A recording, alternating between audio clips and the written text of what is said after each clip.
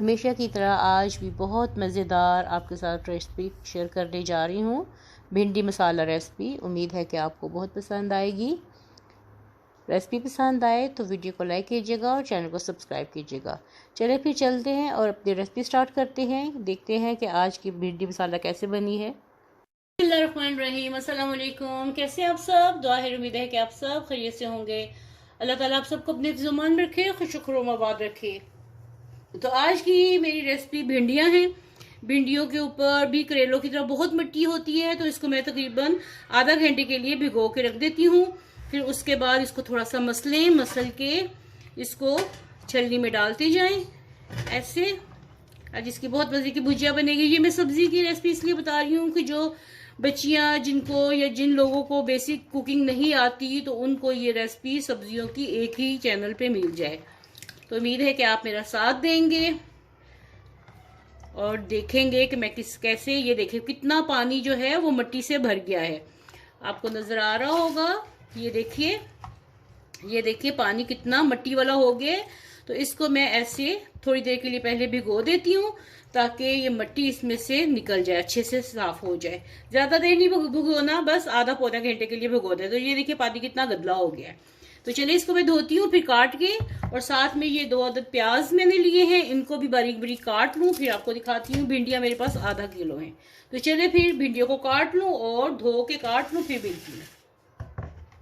अच्छा, मैं आपको ये बात बताऊं उन बच्चियों के लिए, उन बिगनर्स के लिए जो कुकिंग सीख रहे हैं, कि भिंडी को कभी भी काट के नहीं धोना, कि फिर आपकी भिंडी डस्टबिन में जाएगी, वो पकने के काबिल नहीं रहेगी, क्योंकि वो लेस छोड़ देगी। तो इसलिए पहले हमेशा भिंडी को धोना है, धो के उसके बाद कटिंग करनी है। और इसका साइज आपने अपने हिसाब से रखना है कि कितनी कटिंग करनी है। तो मैं ये सिर्फ ये फिंगर के जो टिप्स होते हैं इसके बराबर ये रखती हूँ, इतनी सी। ठीक है, चलिए जी, भिंडियां मेरी कट चुकी हैं। चूल्हा मैं ऑन कर देती हूँ। चूल्हा ऑन करके साथ में इसमें तकरीबन आधा कप के करीब इसमें मैं ऑयल डालूंगी, या हस्बे ज़रूरत बस 1/4 कप से ज्यादा और आधा कप से कम 1/3 कप मैंने इसमें ऑयल डाला है। और अब इसको फ्राई करते हैं। तो थोड़ा सा ये गर्म हो।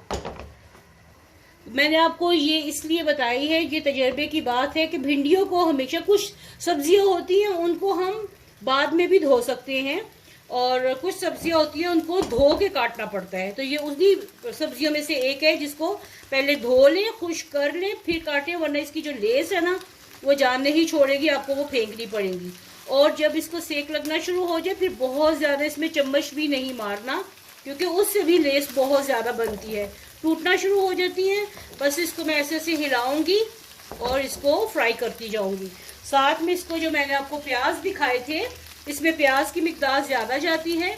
2-3 तरीकों से ये पकती हैं भिंडियां। मैं किस तरीके से पकाती हूँ ये देखिए। साथ ही मैंने इसमें प्याज डाल दी। भिंडी भी फ्राई होगी, प्याज भी फ्राई होगा। अगर आपको दूसरी किस्म की भिंडियों का तरीका देखना है तो कमेंट बॉक्स में जरूर बताइएगा कि आपको किसी और तरीके से भी भिंडी की रेसिपी देखनी है। तो भिंडियाँ जो हैं, अब भिंडी और प्याज जो है ये फ्राई हो रहे। तो चलिए आप रेसिपी को, वीडियो को लाइक कर दीजिए और चैनल को सब्सक्राइब कर दीजिए, और साथ में लगे बेल आइकन के बटन को भी क्लिक कीजिएगा। इससे मेरी नई रेसिपीज मिलती हैं। मैं डेली रेसिपीज डाल रही हूँ। तो इंशाल्लाह ये सब्जियाँ, आजकल मैं सब्जियाँ भी कर रही हूँ, वेजिटेबल वीक कर रही हूँ। तो आपको आगे कौन सी रेसिपीज देखनी है ज़रूर बताइएगा। कमेंट बॉक्स में कमेंट करें और बताएं। पहले इसको फ्राई करते हैं, सेक लगने देते हैं अच्छी तरीके से। एक तरफ से सेक लग जाए, फिर अगला, फिर उसको उलट पलट करते हैं। अब ये देखिए भिंडियाँ पक रही हैं। साथ साथ इसको मैं हल्के हाथों से ऐसे भूनती जा रही हूँ, उलट पलट कर रही हूँ, और इसकी लेस ख़त्म होना शुरू हो गई। ये देखिए, हो सकता है आपको ये कैमरा दिखा रहा हो, ये इसमें ऐसे हिलाएं तो लेस नहीं है कहीं भी। ये देखिए थोड़ी थोड़ी है इसमें अभी, और ख़त्म होती जा रही है। जैसे जैसे ये फ्राई हो रही है, इनकी लेस ख़त्म होती जा रही है। तो अभी इसको मैं मज़ीद भूनूंगी उस वक्त तक जब तक कि इसकी मुकम्मल तौर पे लेस ख़त्म नहीं हो जाती। ज़्यादा मज़े के बनाने के लिए इसमें टमाटर जो हैं वो आपने ताज़ा ही लेने हैं, फ्रीज़र वाले नहीं लेने। ठीक है, तो इनको मैं अब बारीक काटती हूँ। ये देखिए जो भिंडियाँ और प्याज जो है वो भून चुके हैं और इसने ऑयल छोड़ना शुरू कर दिया है। अगर आपने ऐसे थोड़ी सी सब्ज रखनी है ये आपकी मर्जी है, या इसको मज़ीद फ्राई करना है, ब्राउन करनी है, ये मज़ीद फ्राई हो सकती हैं, लेकिन मैं इसको बहुत ज़्यादा ब्राउन नहीं करूँगी। मैं अब यहाँ पे साइड पे ही, अगर आप देगची में बना रहे हैं, अगर आप इसको सेपरेट करना चाहते हैं तो ऑयल को बिल्कुल सेपरेट कर लें। मैं इसी के अंदर ही इसको थोड़ा सा टेढ़ा करूँगी और यहाँ पे मैं डाल दूँगी इसमें टमाटर, और टमाटर के साथ ही नमक और मिर्च हस्बे जायका। मिर्च 1 टीस्पून भर के और नमक इसमें 1 टीस्पून भर के ये मैं डालने लगी हूँ। आप हस्बे जायका जितना आपका दिल करता है इसमें डालिए। ये नमक और मिर्च चला गया, बस मैं ऐसे ही बनाती हूँ इनको। अब इसको मिक्स करके ऐसे तो भिंडियों के साथ मिक्स कर देती हूँ ताकि नमक मिर्च इसमें अच्छे से रच जाए।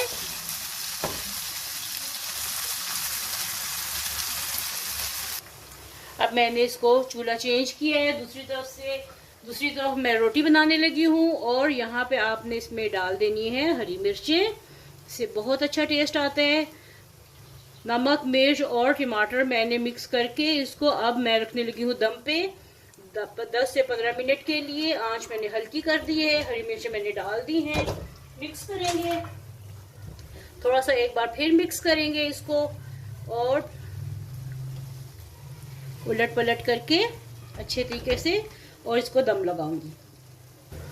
अब इसको कवर कर देते हैं और 10 से 15 मिनट के लिए इसको दम पे लगा देते हैं। साथ में ये मैं बनाने लगी हूँ गर्मा गर्म रोटियां, जिसको मैं देसी घी के साथ चौपड़ के फिर हम लोग भिंडियों से खाएंगे।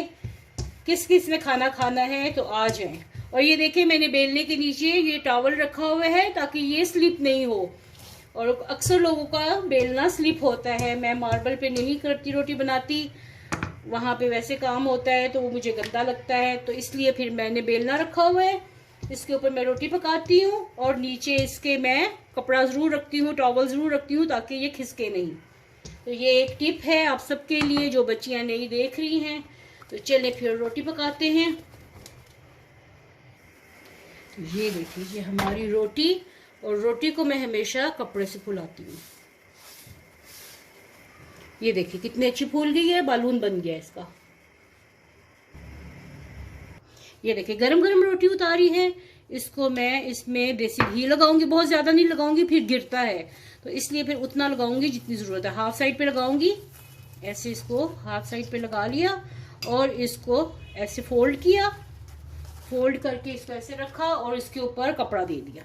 तो ये बहुत सॉफ्ट रहती है, जब तक खाने के टाइम तक ये गर्म भी रहेगी और सॉफ्ट भी। मैं आपको ये बताऊं, ये घर का बना हुआ जो मलाई से या मक्खन से बना हुआ घी, ये वो वाला है। ये मुझे मेरी बड़ी बाजी ने बना के दिया है और बहुत टेस्टी है, और मैं उनका शुक्रिया अदा करती हूँ।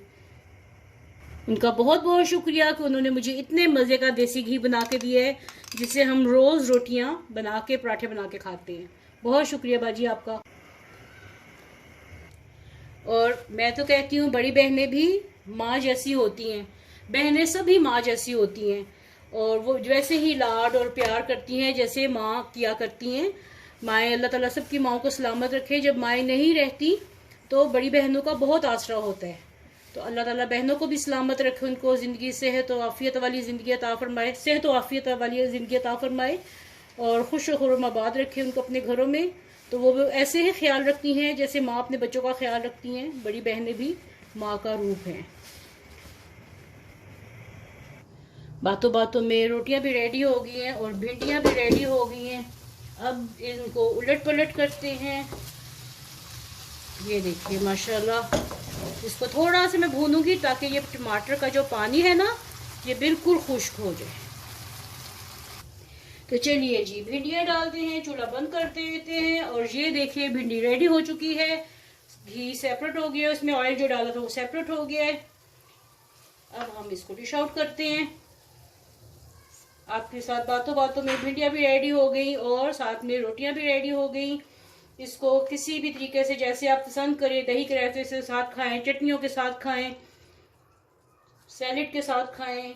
मैं इसको खाने लगी हूँ जो मैंने कैरी की चटनी बनाई थी, अचारी चटनी बनाई थी, उसके साथ ये देखें जो मैंने बना के रखी थी। अगर आपको ये रेसिपी देखनी है तो मैं एंड स्क्रीन में उसका लिंक दे दूंगी और डिस्क्रिप्शन बॉक्स में भी डाल दूंगी। तो आज इसके साथ हम अपने भिंडियाँ खाएंगे। उम्मीद है कि आपको आज की ये रेसिपी पसंद आई होगी।